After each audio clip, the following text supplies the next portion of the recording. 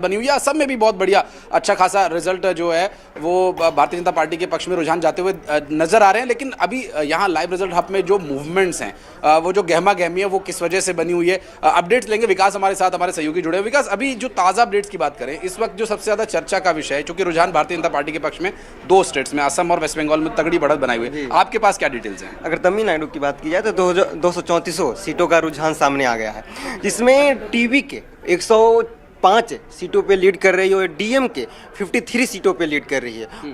वही एआईएडीएम के 73 सीटों पे लीड कर रही है। तो कहीं ना कहीं एक बड़ा बदलाव देखने को मिल रहा है। जिस तरह से पश्चिम बंगाल की बात की जाए, चाहे तमिलनाडु में बात की जाए, दोनों जगह बदलाव देखा जा रहा है। चाहे केरल में भी देखा जा रहा है, एलडीएफ पिछड़ गई है, यूडीएफ आगे हो गई है।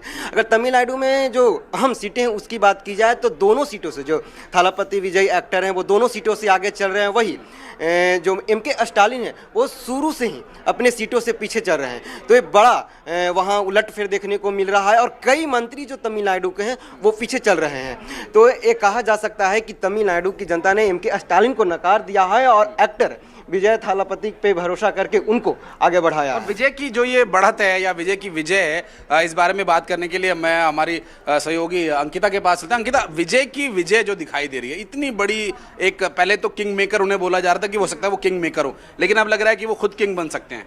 हाँ, क्योंकि विजय यंगस्टर में काफ़ी उनका क्रेज़ है और आप देख सकते हो कि बहुत अनप्रिडिक्टेबल था, क्योंकि लोग सोचते थे कि डीएमके जीतेंगे, बट अभी विजय आ रहे। इसका बहुत रीज़न भी हो सकता है सोशल मीडिया का क्रेज़। उन्होंने बहुत अच्छे तरीके से कैंपेन किया, उन्होंने वेलफेयर के बारे में बात किया और तमिलनाडु के पीपल ये भी सोच रहे हैं कि अब जैसे एक फैमिली हायरार्की चलती है तो इस बार एक नया फेस आए।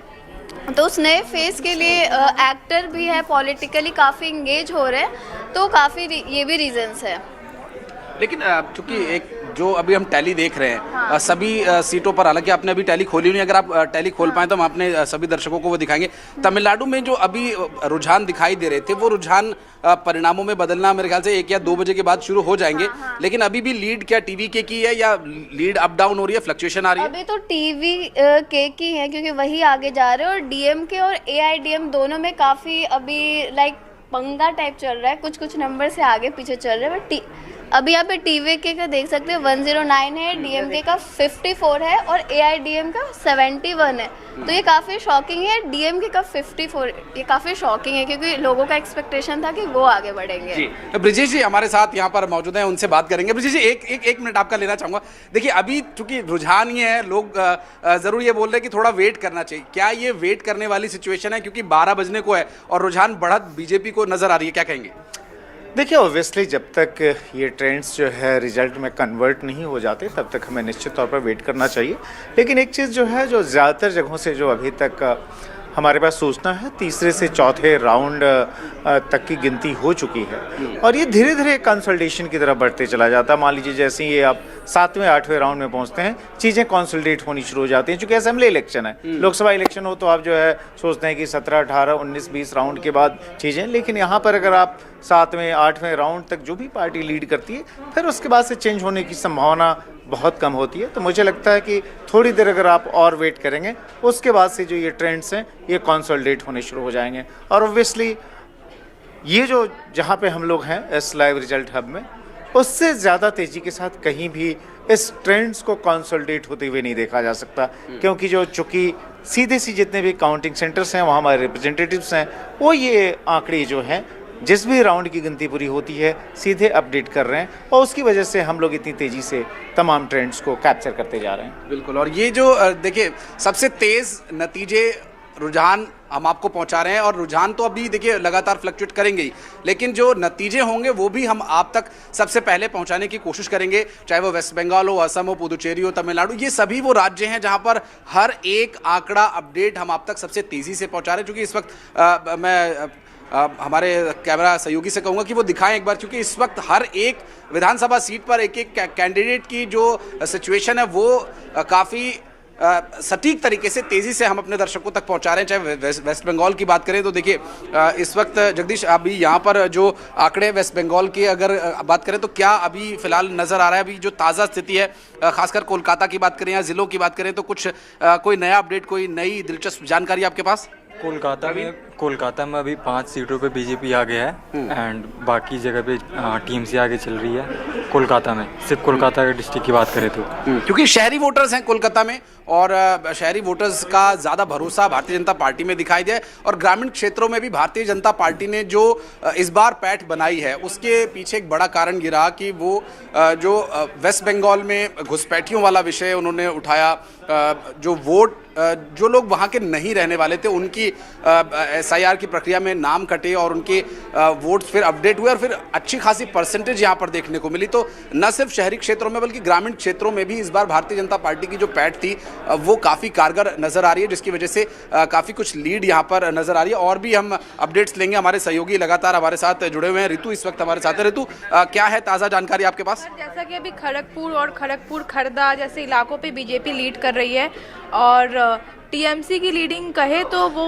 बहुत ही कम जगहों पे दिखने को मिल रही है। जैसे कि श्यामपुर जैसे इलाकों पे टीएमसी लीड कर रही है और श्रीरामपुर टॉलीगंज में बेशक टीएमसी लीड कर रही है अभी, और उलूबेड़िया पूर्वा उत्तर पूर्वा जैसे जगहों पे टीएमसी लीड कर रही है। बात करें भवानीपुर की जहां पे अभी ममता बनर्जी लीड कर रही है और ममता बनर्जी इस वक्त लीड कर रही हैं भवानीपुर सीट पर। जगदीश, मैं चाहूँगा कि आप थोड़ा इस स्क्रीन पर फोकस करें, हम अपने दर्शकों को ये दिखा पाएँ कि जो सबसे सटीक और सबसे तेज़ आंकड़े हैं ऋतु, ललित, वो हम क्यों और किस तरह से पहुंचा पा रहे हैं। देखिए, हर एक कैंडिडेट के सामने क्या कौन ट्रेल कर रहा है और कौन लीड कर रहा है, इसके बारे में पूरी डिटेल एक एक कैंडिडेट की एक एक सीट पर हम आपको दिखा रहे हैं। और जो कि ये देखिए पूरी जो ये टैली है, इसको आप थोड़ा स्क्रॉल डाउन कीजिए और ये देखिए ये इसी वजह से, जैसा कि ब्रिजेश जी अभी कह भी रहे थे कि ये एक मात्र रीज़न है क्योंकि हमारे हर लगभग वोटिंग सेंटर पर हमने अपने सहयोगियों को भेजा हुआ है, वहाँ पर लगातार अंदर से जो